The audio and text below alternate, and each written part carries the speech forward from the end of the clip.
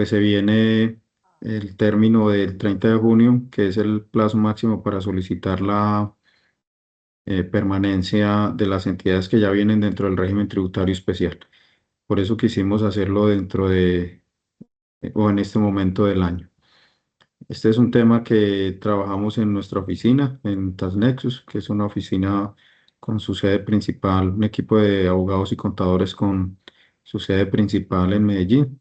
Y desde acá pues atendemos entidades en diferentes ciudades del país, entidades sin ánimo de lucro. Y pues las acompañamos en el día a día desde el punto de vista tributario, legal y contable.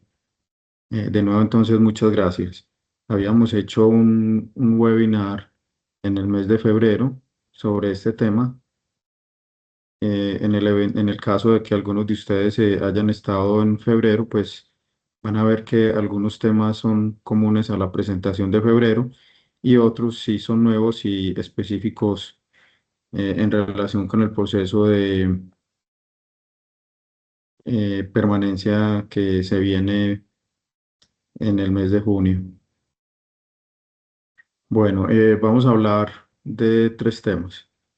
El tema pues algunos aspectos a tener en cuenta en la Constitución para quienes estén pensando en constituir este tipo de entidades y algunos aspectos tributarios, legales y contables durante la existencia que hay que tener en cuenta. Y finalmente, algunos aspectos relativos a la calificación web para quienes se van a calificar por primera vez o a la permanencia para quienes van a solicitar permanencia.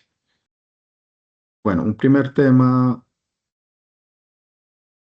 del cual quisiera hablar es el proceso mismo de constitución y la verdad por qué existen estas entidades o para qué son estas entidades. Porque de ahí parten muchas de las dificultades que a veces se presentan en el día a día o al momento de solicitar la calificación o la permanencia en el régimen tributario especial. En ocasiones, pues no se tiene la suficiente claridad al momento de la constitución de la entidad sobre ciertos aspectos y con posterioridad eso termina afectando, por ejemplo, el proceso de calificación o de permanencia en el régimen tributario especial. Entonces, creo que al momento de constituir una entidad sin ánimo de lucro, algunas de las preguntas que los constituyentes deberían hacerse son, ¿para qué se necesita la entidad?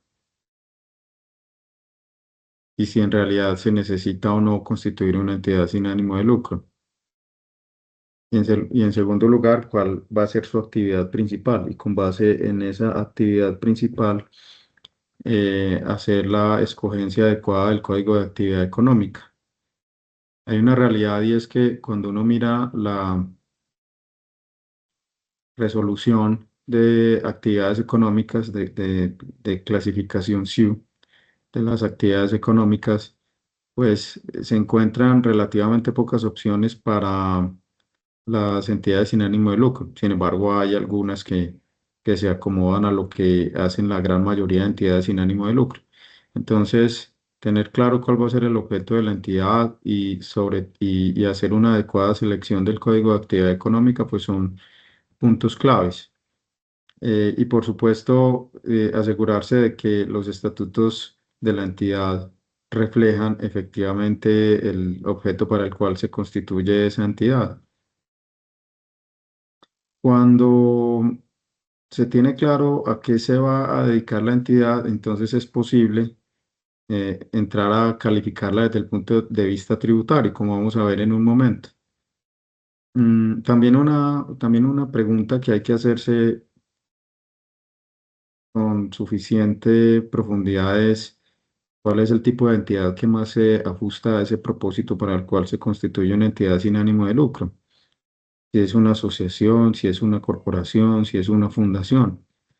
Digamos que las asociaciones y corporaciones prácticamente son asimilables entre sí en cuanto a su estructura legal. La fundación tiene algunas particularidades porque la norma define la fundación más que como un conjunto de personas, como un conjunto de bienes. que se destinen a un propósito específico. Y la, la naturaleza de la entidad, bien sea una asociación o una corporación o una fundación, al final termina afectando qué órganos requiere la entidad, qué órganos de tipo decisorio y de tipo administrativo.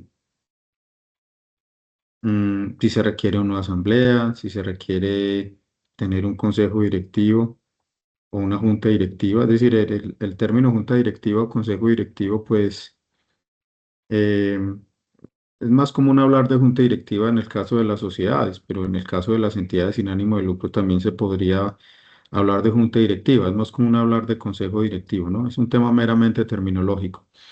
Pero de fondo es el tema de que quién va a tomar las máximas decisiones dentro de la entidad. En realidad hay unos miembros eh, que eh, representen un número suficiente como para poder hablar de una asamblea, o debería simplemente pensarse en un consejo directivo. A veces también encuentra uno mucha confusión en los constituyentes de este tipo de entidades en torno a quiénes son o quiénes no son miembros. Y se habla de miembros fundadores, se habla de miembros adherentes, miembros vitalicios, y muchas veces va uno a ver para qué sirve una u otra calificación y en la práctica no sirve para mucho, ¿sí? O en la práctica es difícil de controlar quiénes tienen la calidad de miembro especialmente vitalicio, o de miembros adherentes, o quién decide quién tiene esa calidad. Entonces, nuestra sugerencia siempre es tratar de tener la estructura administrativa más sencilla posible. En el caso de una fundación, casi siempre carece de sentido hablar de una asamblea, porque en el caso de una fundación hay unos constituyentes que destinan un conjunto de activos para cumplir un propósito, mm, pero se necesita más es la existencia de un consejo directivo que esté en el día a día tomando decisiones. Lo mismo si cuatro o cinco personas, o por ejemplo cuatro o cinco empresas integrantes de un grupo económico desean constituir una entidad sin ánimo de lucro para realizar actividades altruistas. Muchas veces carece de sentido hablar de asamblea, casi siempre va a ser mucho más práctico tener un consejo directivo que sea quien tome las decisiones. Entonces, es una reflexión que siempre debería hacerse al momento de la constitución, y muchas veces cuando uno revisa los estatutos de entidades que están en marcha, pues surgen este tipo de inquietudes, y la primera sugerencia es revisar la parte directiva de la entidad. Y en los estatutos, esto es también muy importante porque en los estatutos debería estar claro quién tiene la facultad de tomar las máximas decisiones, y adicionalmente pues ciertas decisiones muy relevantes desde el punto de vista del régimen tributario especial, como son la de aprobar estados financieros, nombrar o remover representantes legales, aprobar la destinación del beneficio neto, aprobar la constitución de asignaciones permanentes, aprobar la autorización al representante legal para solicitar su admisión o la permanencia en el régimen tributario especial. Es curioso, pero a veces uno lee los estatutos y eso no está tan claro, ¿no?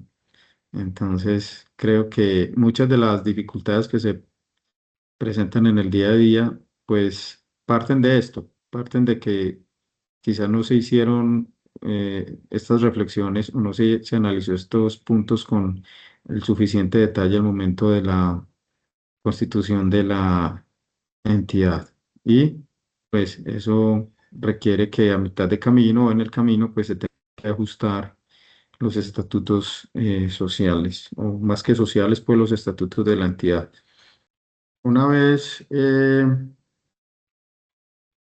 tenemos constituida nuestra entidad, pues hay siempre que revisar ese tipo de entidad, cómo se califica para efectos tributarios, porque para efectos tributarios vamos a tener en general, pues tres tipos de entidades. Vamos a tener por un lado entidades sujetas al régimen ordinario, entidades eh, sin ánimo de lucro con el carácter de no contribuyentes del impuesto sobre la renta, algunas de ellas declarantes y otras no declarantes, y pues las entidades del régimen tributario especial.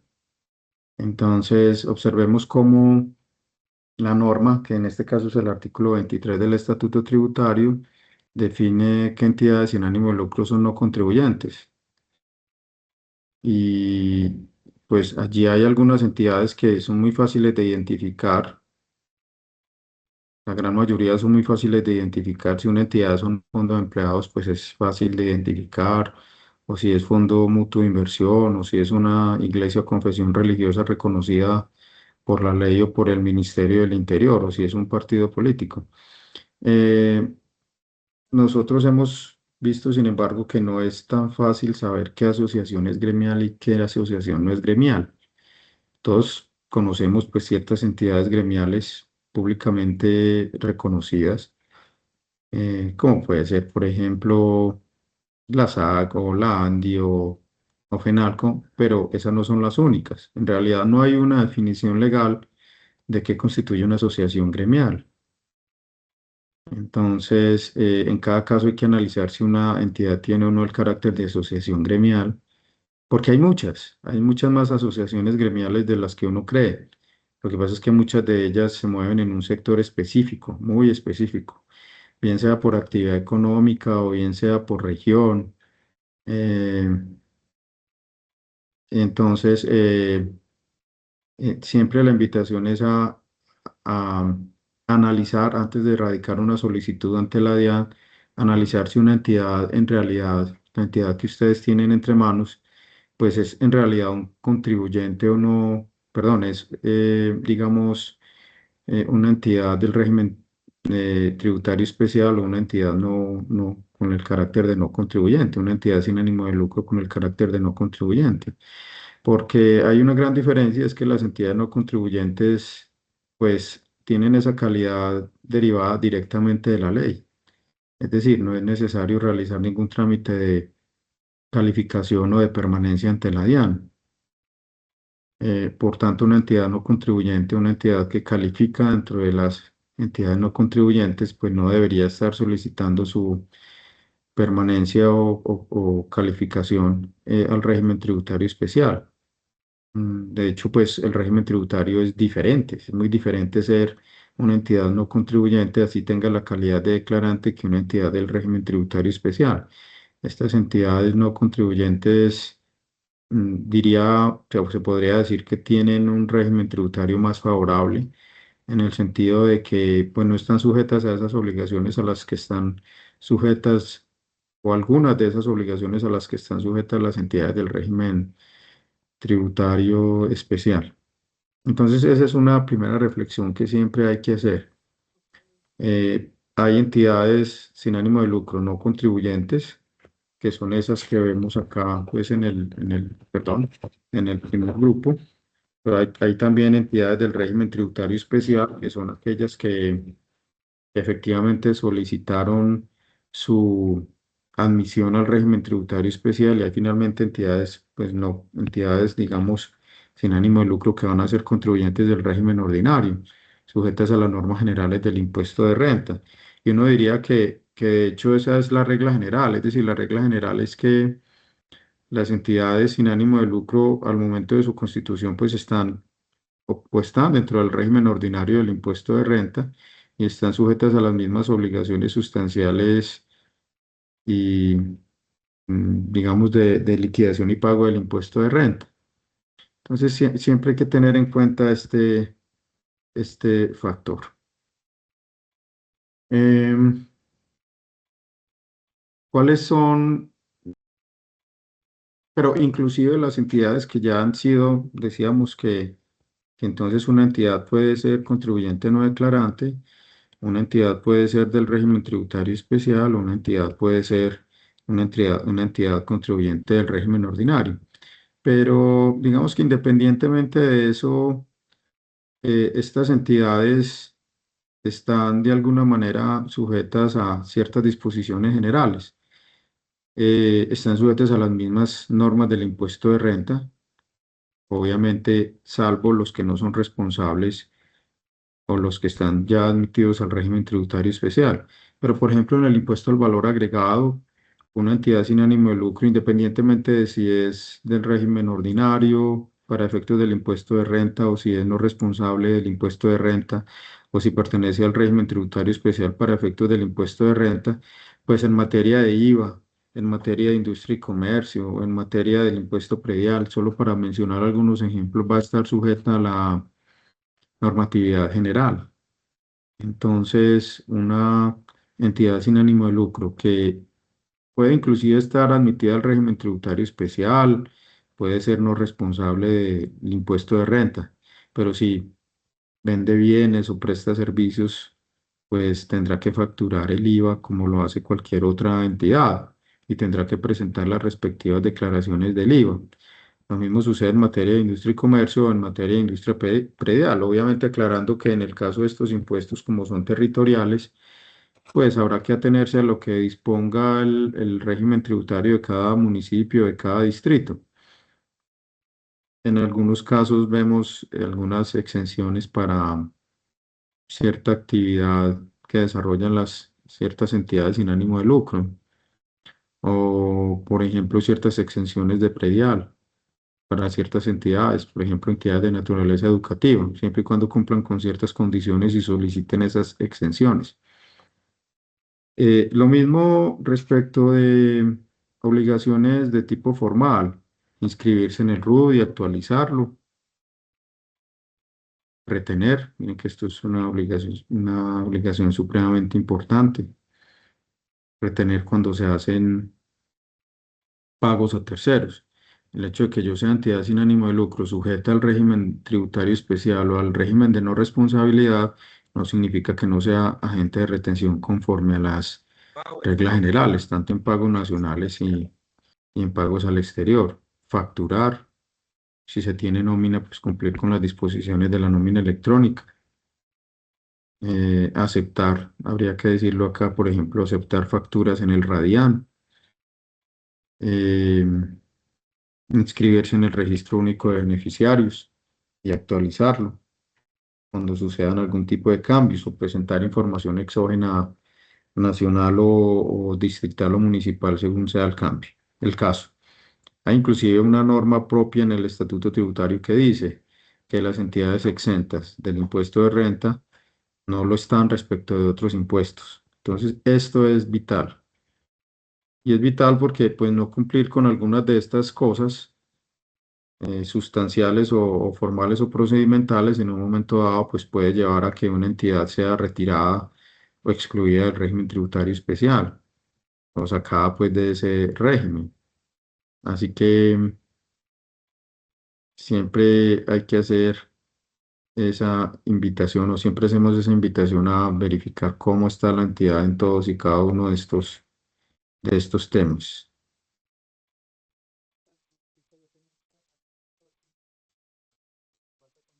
Muy bien. Entonces viene el tema del régimen tributario especial propiamente. Hay que decir que ninguna entidad pertenece automáticamente a su constitución al régimen tributario especial. Siempre hay que pedir la admisión al régimen tributario especial y anualmente hay que pedir la permanencia, si se quiere permanecer dentro del régimen. Dice la norma que pues pueden pertenecer, me refiero al artículo 359 del Estatuto Tributario, y pueden pertenecer al régimen tributario especial las entidades que desarrollen, dice la norma, una actividad meritoria, que sea de interés general y a las cuales tenga acceso la comunidad.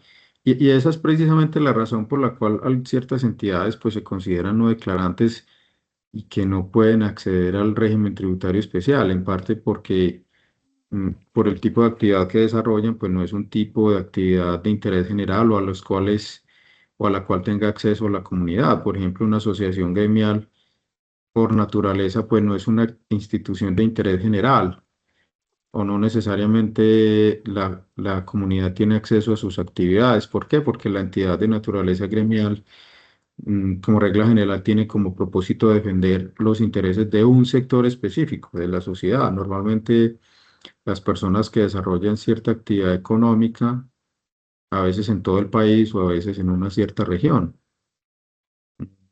Así que de entrada, pues esas entidades no cumplen con esa condición. Por esa razón no van al régimen tributario especial, sino a un régimen de no responsabilidad. Y posteriormente, pues, la norma dice cuáles son las entidades o las actividades que se consideran actividades meritorias.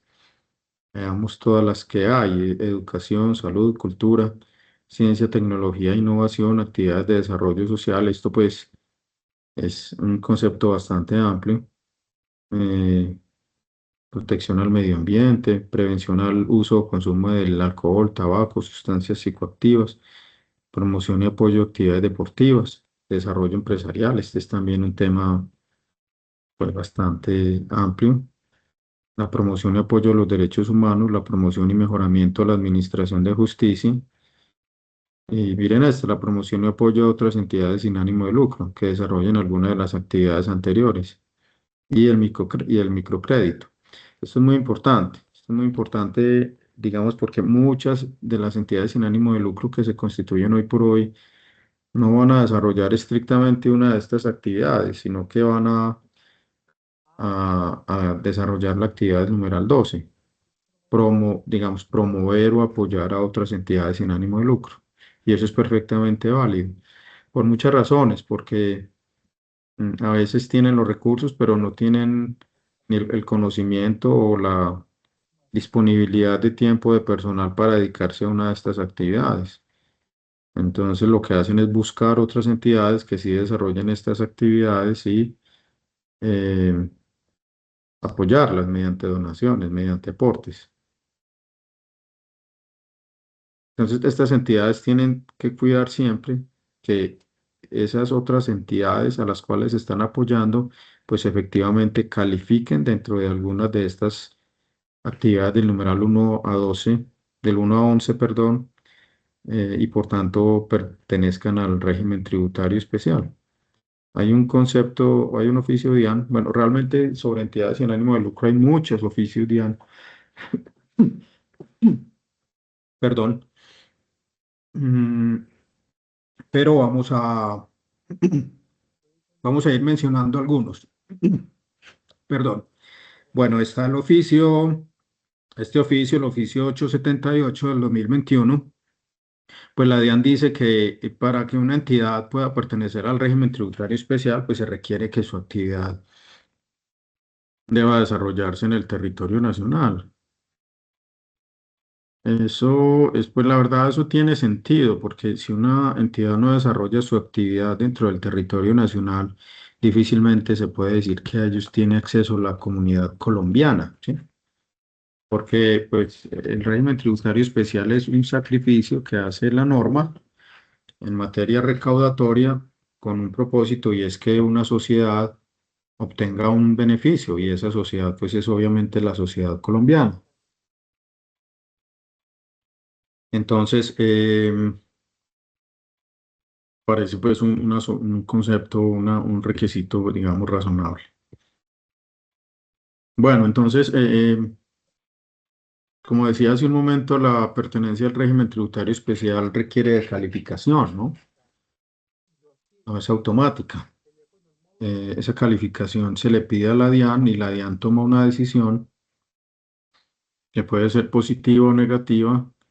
Y en el caso de, perdón, en el caso de ser negativa, a mí me pueden responder negativamente la solicitud de calificación o la solicitud de permanencia, en cuyo caso el único recurso que procede es el recurso de reposición.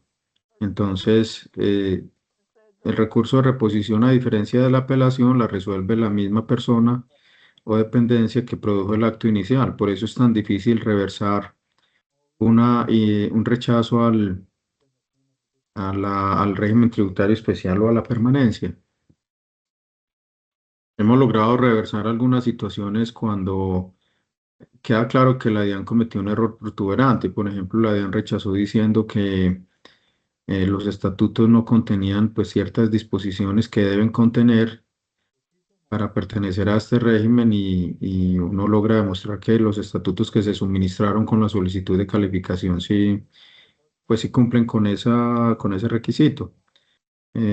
Pero en general, pues, salvo situaciones muy protuberantes, va a ser difícil reversar una decisión de no admitir una entidad de régimen tributario especial por el respectivo año. Aquí viene un tema que viene un tema muy importante. Estas entidades del régimen tributario especial, como regla general, están sujetas a una tarifa del 20%. Esa es la regla general. Por excepción, tienen acceso a una tarifa del 0% sí, y siempre sí, el excedente neto, que es digámoslo así, la expresión que en el mundo de las entidades sin ánimo de lucro viene equivaliendo a lo que diríamos la renta líquida de la generalidad de los contribuyentes, se ejecuta dentro del año siguiente o se destina a la constitución de asignaciones permanentes. Esta palabra asignación permanente pues es propia también de este tipo de entidades. Una asignación permanente yo a veces la equiparo, para explicar un poco qué es eso, la equiparo a las reservas, a lo que se denomina reservas en el mundo de las sociedades comerciales. Si bien su tratamiento contable o su dinámica contable es en algunos aspectos parecido al de las reservas y en otros aspectos es diferente, pero pues son, digamos, platas o porciones de las utilidades retenidas o las utilidades de años anteriores que se destinan a ciertas actividades específicas. En el caso pues de las sociedades mercantiles es común que se constituyan asignaciones permanentes para temas de caja o temas del desarrollo de ciertos proyectos. Lo mismo sucede perdón, lo mismo sucede en este caso, es decir, son utilidades que la entidad destina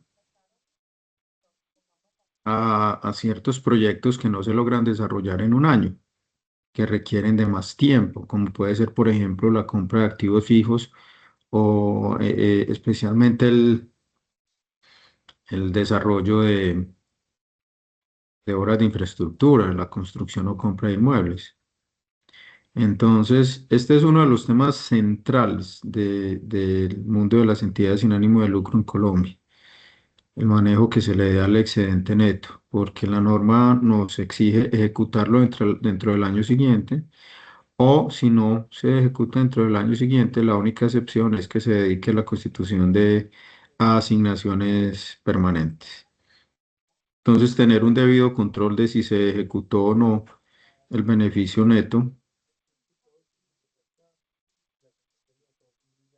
eh, cuándo se ejecutó o si se constituyeron asignaciones permanentes, pues es un tema central en este tipo de entidades.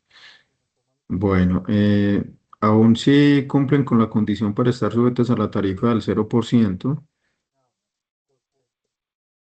hay que tener en cuenta que estas entidades están sujetas a una tarifa del 20% sobre los gastos no deducibles.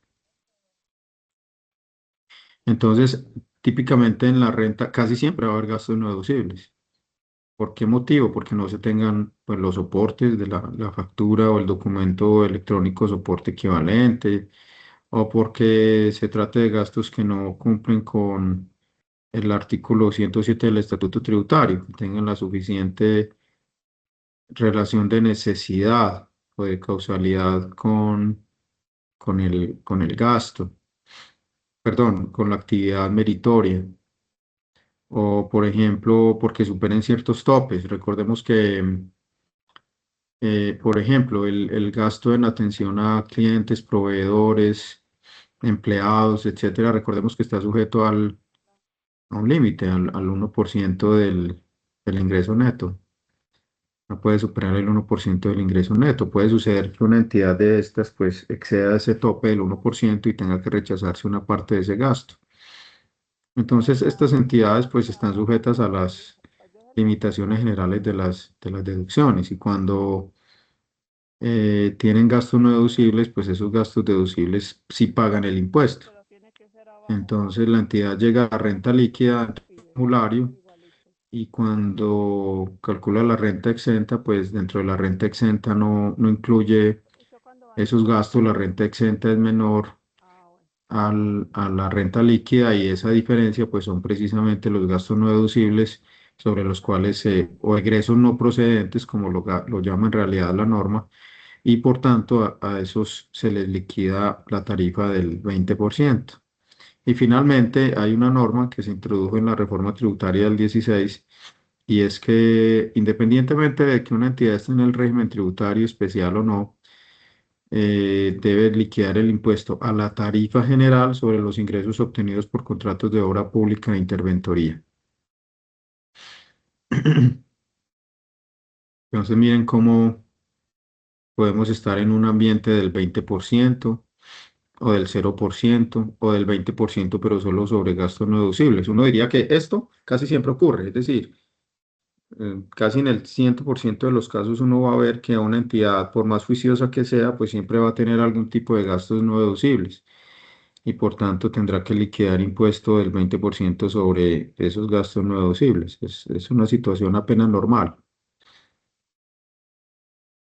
en el caso de estas entidades. Por supuesto, si son demasiados los gastos no deducibles, pues ahí sí hay que hacerse una pregunta: ¿qué está sucediendo?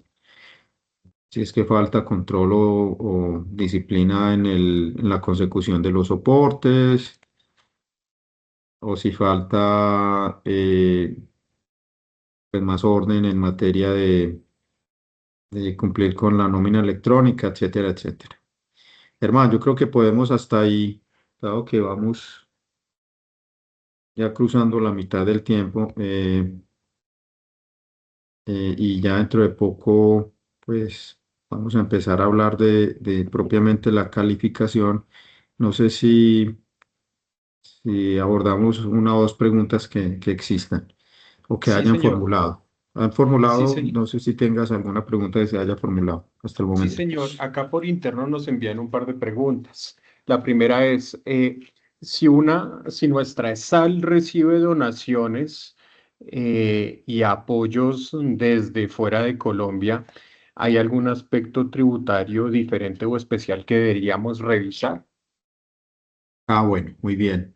Sí, sí hay un aspecto tributario especial y es que hay dos consecuencias prácticas y estaban más adelante, pero podemos mencionarlas de una vez. Una es que en la permanencia o en la solicitud de permanencia hay que diligenciar un formato especial respecto de donaciones o recursos de cooperación internacional. Hay que mostrarle ese tipo de ingresos a la DIAN.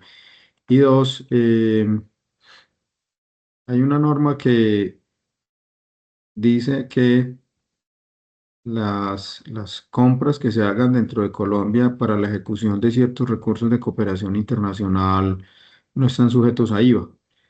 Y entonces hay un decreto que regula cómo se prueba eso.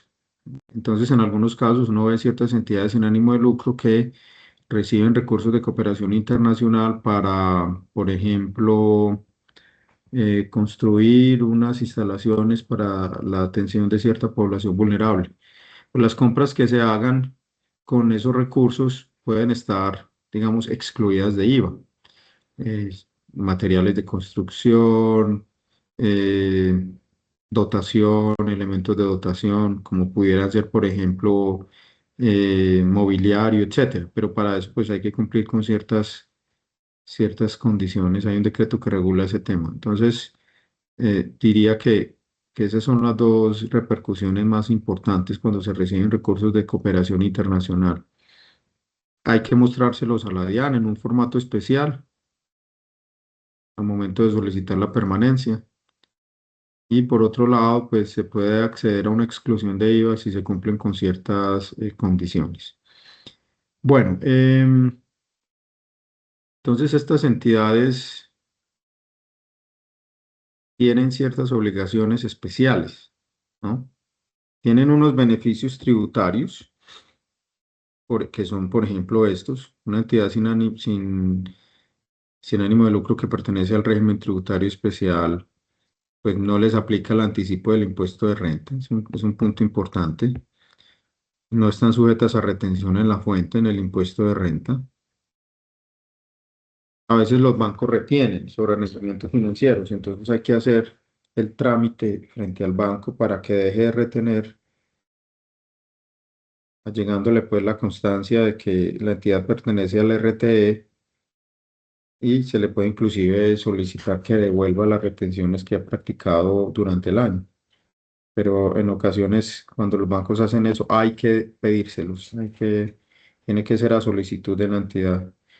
No están sujetas a ganancia ocasional. Este es un punto importante. Si una entidad del régimen tributario especial realmente no tiene por qué diligenciar las casillas del formulario 110 relativas a la ganancia ocasional.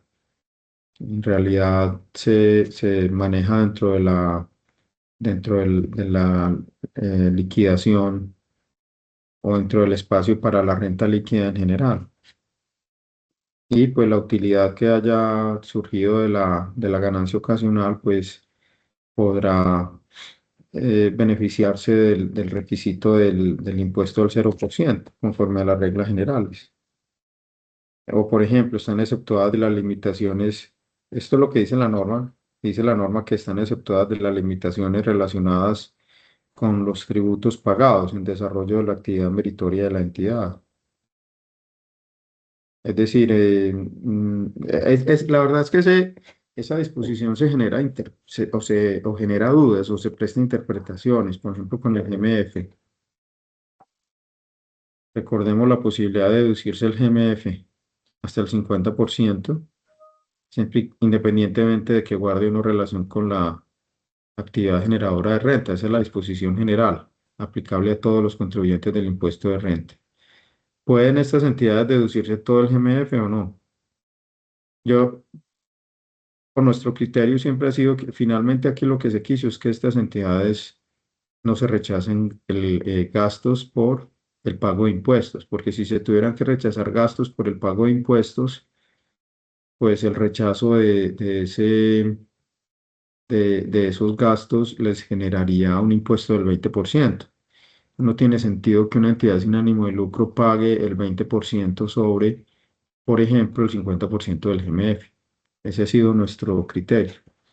Y por supuesto, al momento de contabilizar cuáles son los gastos no deducibles, si yo tuve en el periodo gravable que pagar una porción del impuesto de renta, pues yo no puedo después pagar impuestos sobre impuestos. Es decir, no voy a considerar que el impuesto de renta que tuve que pagar en el 25 sobre gastos no deducibles es un gasto no procedente, porque si lo considerare así, tendría que de nuevo pagarle impuesto a ese impuesto de renta del año anterior. Entonces, a la hora de determinar qué gastos son o no procedentes, hay que hacer ese tipo de análisis con base en un criterio de razonabilidad que se le pueda sustentar a la DIAN en el caso de una auditoría. Em,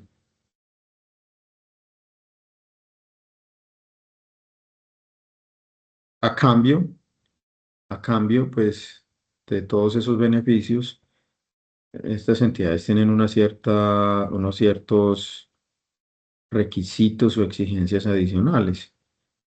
La carga, pues, de solicitar permanencia anualmente, el hecho de que sus directores no deben tener condenas frente a delitos contra la administración pública, el orden económico, social o contra el patrimonio económico, o que no se les haya decretado la caducidad en un contrato. La limitación de no superar pues el 30% del gasto anual en la remuneración a directores, es decir, la remuneración a directores no debería superar el 30% de sus gastos anuales, realizar su reunión anual antes del 31 de marzo y tener pues el plazo que la norma les menciona o les establece para ejecutar su beneficio neto. Tuvimos, por ejemplo, un caso en el cual una asamblea no se pudo hacer antes del 31 de marzo por una situación de orden público, por una situación de paro en cierta región del país. Entonces, pues la asamblea no fue posible realizarla antes del 31 de marzo. Se realizó a mediados de abril, pero fue por esa situación, porque había una situación de paro o de orden público en esa región y no fue posible hacerla antes del 31 de marzo. Entonces, en la asamblea se dejó la constancia de por qué se estaba haciendo en una fecha de abril y no antes del 31 de marzo, y la DIAN no objetó la permanencia por esa situación, pero fue porque se dejó la claridad dentro del acta, ¿no? Entonces, estas situaciones son muy importantes. Mm, pues estos factores son muy importantes a la hora de solicitar la calificación y de defenderse en el evento de una auditoría por parte de la DIAN. El régimen tributario especial es renunciable, esto es muy importante. No sé quién pueda estar interesado en renunciar. Pues eventualmente quienes vean que,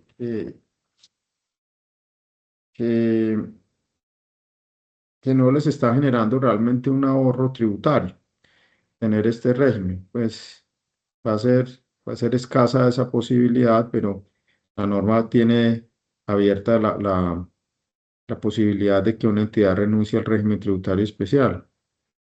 Eso se puede hacer Mauricio, en cualquier momento disculpe. del año.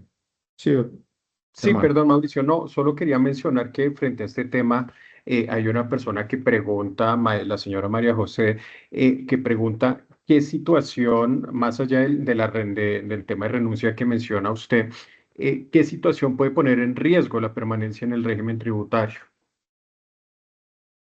Es una pregunta supremamente importante, pero yo diría, con base en lo que hemos expuesto, ya podemos dar una respuesta. Las situaciones que más ponen en riesgo la permanencia dentro del régimen tributario especial son no ejecutar el beneficio neto dentro del plazo o tener asignaciones permanentes. Entonces, esto es fundamental, que una entidad pueda demostrarle a la DIAN que está ejecutando el beneficio neto dentro del año siguiente o que, por excepción, ha establecido asignaciones permanentes. Y hay que tener en cuenta que estas asignaciones permanentes no pueden ser mayores, su duración no puede ser mayor a 5 años. La norma básicamente lo que quiere es que estas entidades no se conviertan en un mecanismo de acumular utilidades o de acumular caja, ¿no? La norma lo que quiere es que estas entidades efectivamente reviertan a la sociedad un beneficio como contrapartida a ese sacrificio tributario que está haciendo el gobierno. Entonces, esta es una situación fundamental. Poder demostrar que ha ejecutado el beneficio neto. Normalmente, si es una entidad que lleva ya varios años, le van a solicitar prueba de la ejecución del beneficio neto de un año o de muchos años. Y esto supone llevar contablemente un control de cómo se ejecuta el beneficio neto año a año, ¿no? Este es un tema. Otro tema puede ser este, porque en la práctica, en el pasado, se veía que ciertas entidades sin ánimo de lucro se gastaban prácticamente todo su ingreso en pagarle una remuneración a unos directores. Esas entidades en realidad no estaban beneficiando a la sociedad en ningún aspecto. Entonces, poderle demostrar a la administración que no se ha excedido el tope del 30%. Es decir, que el gasto de remuneración a directores no supera el 30% del gasto anual. Si una entidad no está en capacidad de demostrar esto, lo más seguro es que en una auditoría la van a excluir del régimen tributario especial. Este es otro tema. Aquí me adelanto un poquito, pero este es otro tema.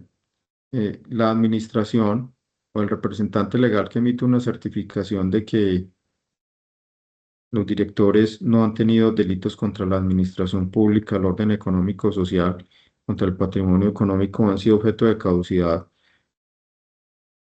bajo el régimen de contratación estatal, pues debería tener los soportes, al menos una manifestación por parte de cada miembro de cada director por escrito, en donde el director declare por escrito que no ha sido objeto de condenas por este tipo de delitos.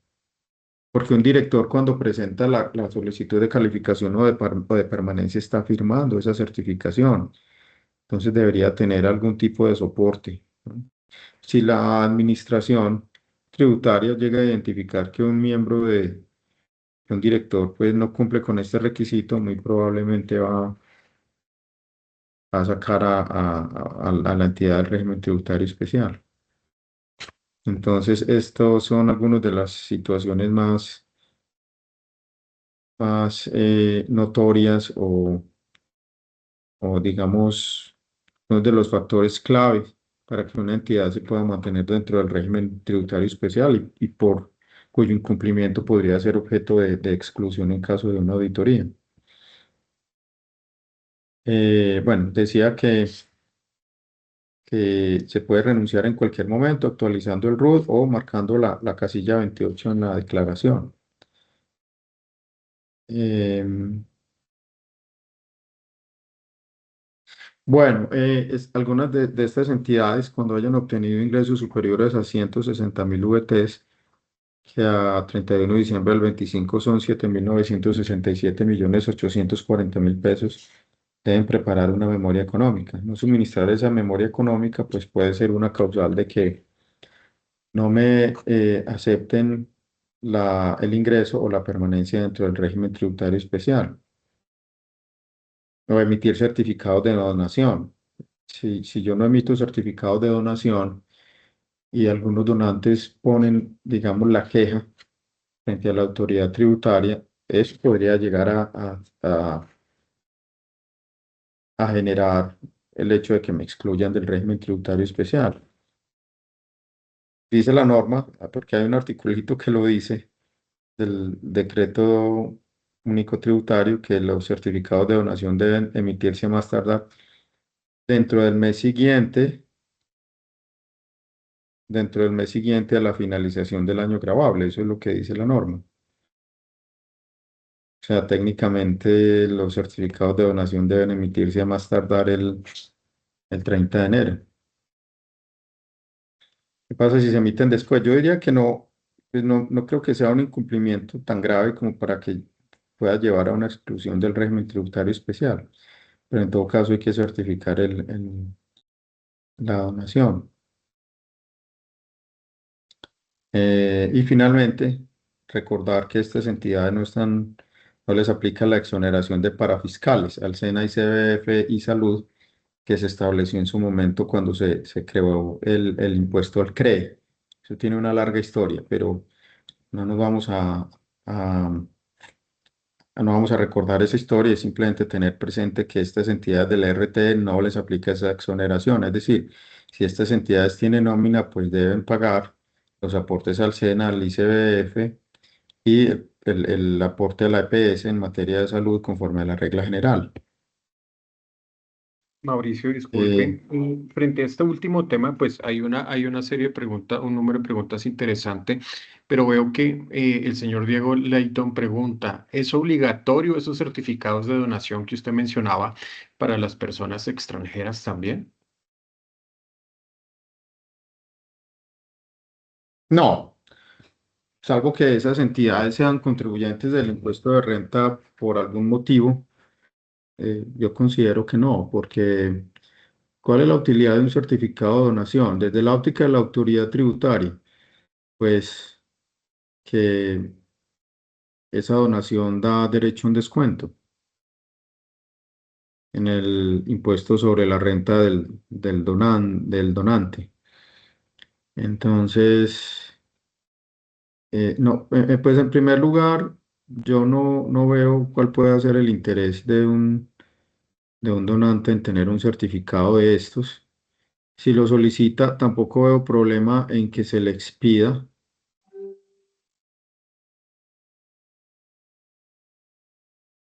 Mm, pero en el evento de que no se le expida, no veo cómo se está afectando tampoco a la autoridad tributaria. Yo diría expedirlos, pero si por alguna razón no se expidió, tampoco creo que deba ser motivo o que sea motivo suficiente para que la DIAN excluya una entidad del régimen tributario especial. Pero repito, puede haber alguno residente en Colombia que tenga que presentar su declaración de renta sobre el ingreso de fuente colombiana. ¿Podría llegar a tomarse este descuento? Yo creo que sí. Y en ese evento necesitaría el certificado de donación. Entonces ahí es donde yo creo que lo más sano es emitirlo a todo aquel que lo solicite, sea uno residente en Colombia. Pero repito, si en algún momento en un año anterior no se emitió, pues no creo que eso constituya motivo suficiente para que la DIAN le retire la calidad de permanencia al régimen tributario especial a un contribuyente, ¿no? Bueno, entonces de cara a esta solicitud, bien sea de admisión o de permanencia, hay algunas recomendaciones. Yo digo que siempre antes de entrar a hacer una calificación, a pedir una calificación, una admisión al régimen tributario especial o la permanencia, tenemos que verificar que nuestro RUT esté actualizado. Esa es una regla básica, pero se incumple, lastimosamente. Tener el RUT actualizado con con los datos generales, los datos de contacto, porque a esos datos de contacto, en especial el correo electrónico, a los cuales la DIAN nos va eventualmente a pedir información adicional durante el trámite de admisión o de permanencia. Entonces, han sucedido casos en los cuales lastimosamente no se tiene el RUT actualizado, por ejemplo, el correo electrónico. La entidad pide su admisión o su permanencia. A lo largo del camino, la entidad hace o hace solicitud de requisitos o de documentos adicionales o corregir la solicitud. Y pues la entidad, debido a que no es un correo electrónico actualizado, no recibe el correo, nadie lo revisa y no se le da respuesta a esa solicitud de la administración tributaria y lastimosamente eso es razón suficiente para que la DIAN rechace la solicitud. Tener también dentro del RUD actualizado cuál es la entidad de inspección y vigilancia. Cuando uno entra, pues quienes han visto o quienes han hecho este trámite frente a la DIAN, habrán visto que cuando se hace la solicitud por acá, cuando se pide por la opción de el régimen tributario especial, el sistema les despliega estas opciones. Cuando ustedes dicen diligenciamiento y presentación de solicitudes, pues el sistema automáticamente les trae una información. Dentro de la información que el sistema trae automáticamente, pues está, digamos, cuál es la dependencia del sector público que ejerce la vigilancia sobre la entidad. Normalmente son las gobernaciones, pero en algunos municipios o distritos es la entidad distrital.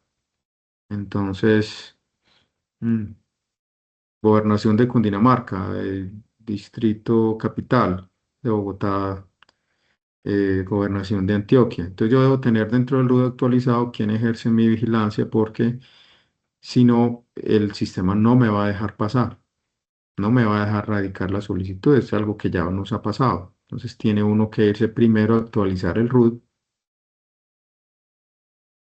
y una vez actualizado el RUD, radicar la solicitud, pero esa actualización a veces no se ve reflejada inmediatamente o por cualquier motivo puede que el sistema no lo deje actualizar en línea y toque ir personalmente a la DIAN, pedir cita e ir. Entonces, por eso no es bueno dejar esta solicitud para el 30 de junio, sino hacerla con la suficiente anticipación, de manera que si hay un problema de ese tipo o un problema con la clave, pues haya tiempo para solucionarlo. Tener pues una lista de chequeo y hacer un cronograma que nos permita radicar oportunamente la solicitud. Bueno. Voy a ir, quienes han hecho la solicitud, pues han visto que el sistema lo va guiando a uno de una manera lógica, es decir, como dicen por ahí, pues casi que no hay pierde. No obstante, sí es muy importante eh, tener, tener presente algunas cosas. Lo primero es que el sistema nos va a pedir el acta del máximo órgano. Esa acta debe ser un acta en la cual eh, pues debe contener ciertas decisiones o ciertos contenidos específicos. Primero, verificar que el acta cumpla con los requisitos generales de cualquier acta en materia de domicilio, de fecha, de quórum deliberatorio, de quórum decisorio y de firmas, entre otros. Eh, Dice la norma que bien sea los estatutos o esta acta, el acta del máximo órgano, debe dejar claro pues estos aspectos que ven acá, que los aportes no son reembolsables bajo ninguna modalidad, que no le generan derecho de retorno al aportante, que es propiamente lo que caracteriza una entidad sin ánimo de lucro, que la entidad desarrolla una actividad meritoria que es de interés general y es de acceso a la comunidad y que los excedentes no son distribuidos. Volviendo a la pregunta que nos hacían de qué situaciones pueden llevar a una entidad a que la excluyan del régimen tributario especial, yo diría que en adición a los que mencionamos en su momento está esta, que la autoridad tributaria logre demostrar, la última que vemos allí en pantalla, y es que la entidad tributaria logre comprobar o en sentido contrario, que el contribuyente no logre demostrar que no hay distribución de excedentes.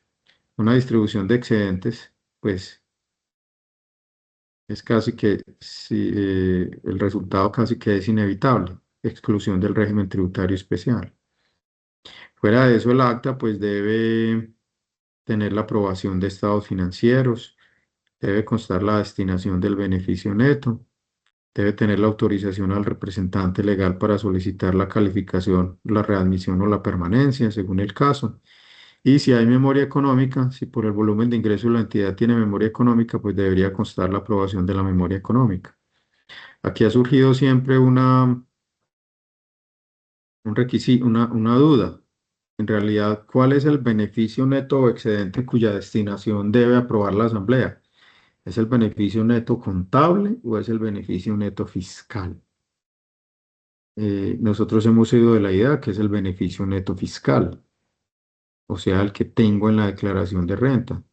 ¿Por qué? Porque el beneficio neto contable puede estar, digamos, entre comillas, contaminado de ciertos ingresos que aún no se han realizado fiscalmente. Esos que generan diferencias temporales, por ejemplo, la diferencia en cambio, eh, diferencias en depreciaciones, diferencia en cambio no realizada. Una diferencia en cambio no realizada la voy a ver aumentando el beneficio neto contable, pero no el beneficio neto fiscal, porque en la depuración debería rechazarse. Entonces no tiene sentido que ese mayor beneficio neto originado contablemente por una diferencia en cambio no realizada tenga que ser ejecutada dentro del año siguiente.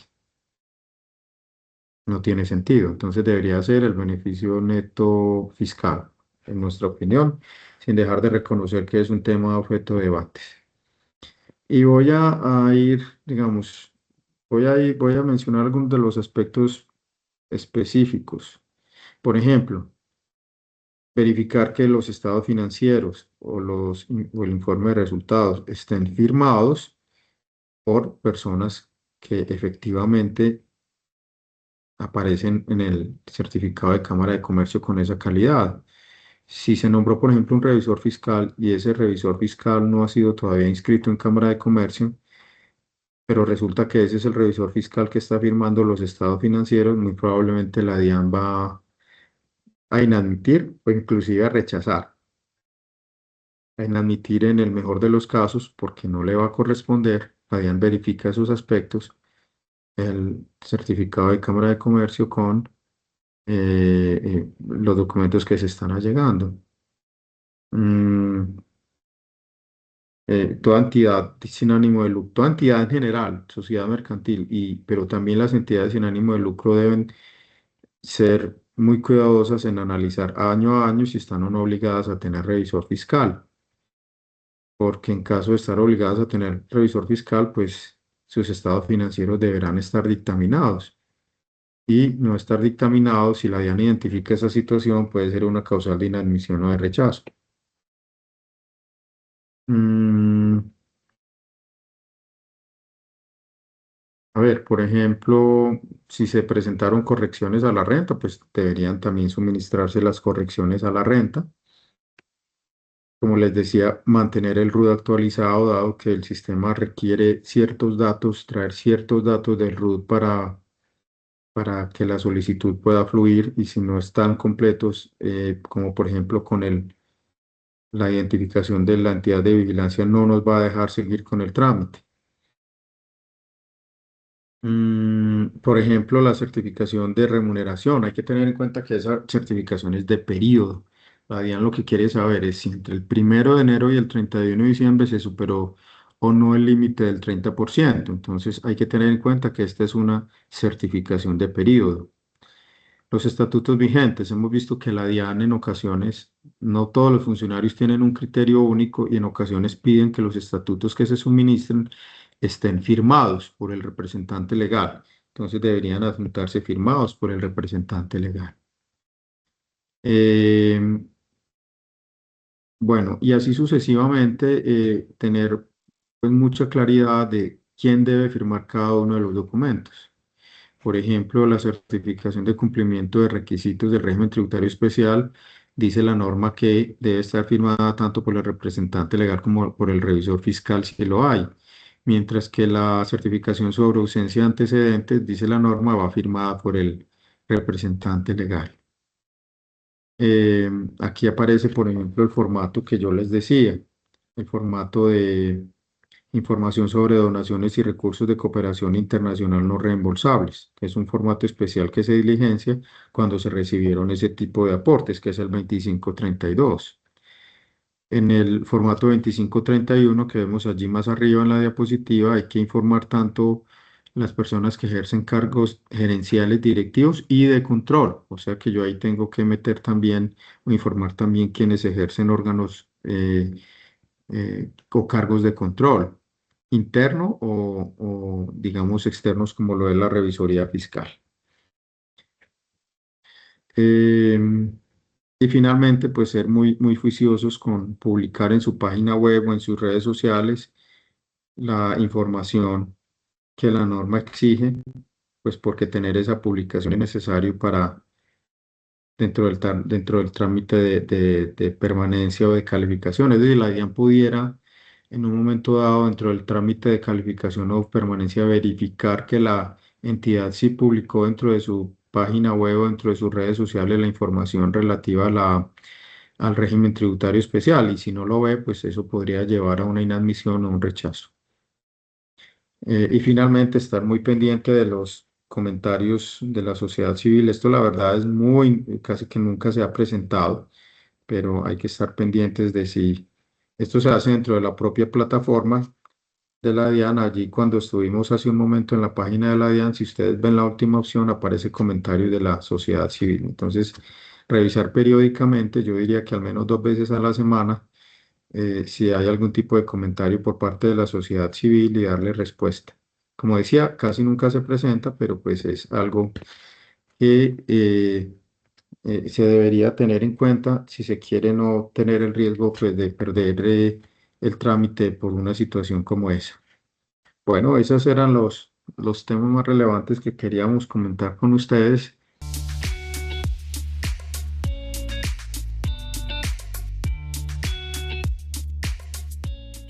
El señor Andrés Pardo pregunta, buenos días, para el caso de los gastos que no son deducibles, como costos y gastos de ejercicios anteriores, el gravamen de movimiento financiero, gastos no deducibles, debería pagar el 20% de renta.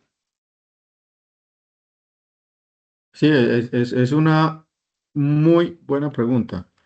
Y es una muy buena pregunta porque cuando uno lee la norma dice que Estas entidades no están sujetas a las eh, limitaciones generales respecto a la deducibilidad de impuestos ocasionada, digamos, en el hecho de que el gasto correspondiente no esté vinculado con la actividad meritoria. Y si uno mira, pues la deducción la limitación de la deducción al 50%, o mejor, la norma como requisito general permite deducirse el 50% del GMF independientemente de si tiene o no relación de causalidad con la actividad generadora de renta. Yo creo que es un tema de redacción, es decir, yo creo que como dije hace un momento, yo creo que lo que la norma quiere es precisamente que estas entidades no se rechacen ese tipo de gasto de impuestos, de gastos por impuestos y paguen impuestos sobre impuestos. Yo creo que una entidad de estas no debería en ningún caso generar impuestos sobre impuestos. Por tanto, en mi opinión, deberían poder deducirse la totalidad del GMF, independientemente de si tiene o no relación con la actividad meritoria. Deberían poderse deducir el 100%. Pues es nuestro criterio. Hasta el momento no hemos conocido un conflicto específico con relación a ese tema. La administración tributaria podría llegar a tener otra opinión, pero yo creo que no debería una entidad de esta naturaleza pagar un 20% sobre un GMF que mm, la entidad tiene pues el certificado de retención por parte de la entidad financiera. Entonces, ese impuesto, hoy por hoy, es que recordemos que hoy por hoy la regla general es que todos los impuestos, tasas y contribuciones son deducibles, salvo los expresamente previstos como no deducibles. Ese es el caso, por ejemplo, del impuesto de renta, del impuesto al patrimonio, del impuesto de normalización tributaria y del GMF en un 50%. Por tanto, la discusión creo que casi que se limita a ese tema del GMF en un 50%. Nuestro criterio es que la norma en realidad lo que buscó es que estas entidades puedan deducirse todos los impuestos, salvo, repito, salvo ciertos impuestos que no tendrían por qué deducirse. Por ejemplo, el de normalización tributaria, el impuesto al patrimonio o el impuesto de renta. O una cosa es eso y otra cosa son retenciones asumidas. Yo creo que las retenciones asumidas son diferentes. Yo creo que una retención asumida, pues lamentablemente sí estará sujeta a la norma o al impuesto del 20%. Pero en el caso del GMF, nuestro criterio ha sido que, si bien la norma se presta a cierta discusión, el objetivo final de la norma es que esas ciertas limitaciones que aplican a las entidades del contribuyentes del impuesto ordinario no le apliquen a este tipo de entidades. Esa sería Perfecto. nuestra consideración, no sin dejar de reconocer que puede haber una discusión con la autoridad tributaria. Mauricio, esta pregunta la hace la señora Karen Martínez. Pregunta, cuando una asociación no hace la asamblea correspondiente, como lo indica el estatuto, cada 2 años, por temas económicos, ¿podemos calificar ante la DIAN dejando la salvedad de lo ocurrido? No, no, es que la asamblea, sí, los estados financieros en Colombia son anuales eh, por, por los marcos técnico-contables, es decir, una entidad no puede generar estados financieros de fin de periodo cada 2 años. Como mínimo deben hacerlo con corte a cada 31 de diciembre. Entonces, cada marzo tendría que haber una asamblea. Si no se está haciendo una asamblea cada marzo, pues no, en mi opinión, no cumplen con las condiciones para solicitar la calificación al régimen tributario especial. Entiendo. El señor Andrés Pardo pregunta, eh, ¿hasta cuándo vence el plazo para enviar la información a la Secretaría Jurídica Distrital? No sé si necesitamos más contexto sobre esa pregunta, tal vez, ¿no? No, es clara, las entidades de vigilancia piden el reporte de cierta información.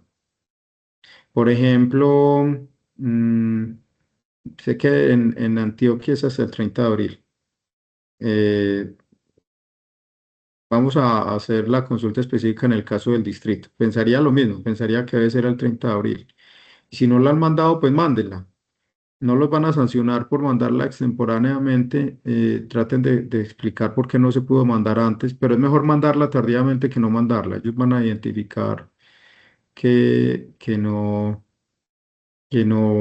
pues que no la mandaron. Entonces, yo daría por sentado que es 30 de abril y que si no la han mandado, por favor la manden a la brevedad, explicando que no se había podido mandar por X o Y circunstancia. No creo que los vayan a sancionar por por esa situación. Eh, lo mejor es que la envíen porque si no, pues sí se exponen a un requerimiento. Listo. La señora Karen Martínez también consulta. Por obligación para calificar como ESAL, tenemos que realizar asamblea cada año. Cada Sí, año, sí. así es. Perfecto. La señora Daniela Martínez pregunta, ¿qué pasa si nuestra entidad tiene diferencias entre lo aprobado en la asamblea y lo que finalmente reporta o se reporta fiscalmente hablando, tributariamente? Dice la pregunta textualmente. Es riesgoso, hay un riesgo porque la información sí debe coincidir, es decir, la información de donaciones, la información del excedente, sí debe estar debidamente soportada en alguno de los documentos que se presentan. Entonces, si yo al momento de hacer la solicitud, porque el sistema me lo va a preguntar, diligencio o incluye un valor como beneficio neto que no coincida al menos con la renta exenta declarada en la declaración de renta, pues sí corro el riesgo que me inadmitan la solicitud. O si eh, diligencia un volumen de ingresos que no corresponde con el que aparece en los estados financieros que se está suministrando. Entonces sí debe corresponder. Las cifras que se incluyan en la solicitud y que se diligencian dentro de la solicitud, bien sea en las casillas que uno llena con número a medida que va diligenciando la solicitud o en los formatos, como por ejemplo el formato de donaciones, esas cifras sí deben corresponder con las que aparezcan en los estados financieros, cuando son cifras de estados financieros, o con la renta exenta que estoy declarando en la declaración de renta. Si no hay una coincidencia, pues sí corro el riesgo de inadmisión y finalmente de rechazo. Perfecto. Pues Mauricio, ya hemos agotado todas las preguntas que tenemos en el chat. Por supuesto, pues dejamos abierta la posibilidad para que cualquier persona que tenga consultas a nivel general o que requiera el apoyo de Mauricio para ver temas específicos de las operaciones de sus organizaciones, por supuesto puede ponerse en contacto por nosotros a los diferentes correos en los cuales les hemos enviado la comunicación para esta oportunidad. Finalmente, pues también me permito comunicar que nos tomaremos la atribución de invitarlos nuevamente a algunos espacios relacionados con algunas otras temáticas fiscales, contables y corporativas relacionados en este caso a las ESALes. Mauricio, ¿no? Simplemente agradecerle nuevamente por su tiempo, por todo el conocimiento que nos ha brindado y muchísimas gracias por ello. A todos los asistentes, Germán, nuestro agradecimiento. Gracias por atender la invitación. Es siempre un placer hablar de este tipo de temas tributarios y contables, mucho más asociados a un sector tan importante como el de las entidades sin ánimo de lucro. Así que muchísimas gracias y pues espero verlos de nuevo más adelante. Y como señalaba pues Germán, eh, siempre a disposición en nuestros correos electrónicos, en nuestro WhatsApp, siempre a disposición de ustedes. Mauricio, un saludo, muchísimas gracias y Bueno, gracias de nuevo a todos los asistentes. Feliz hasta día para luego. todos. Feliz día.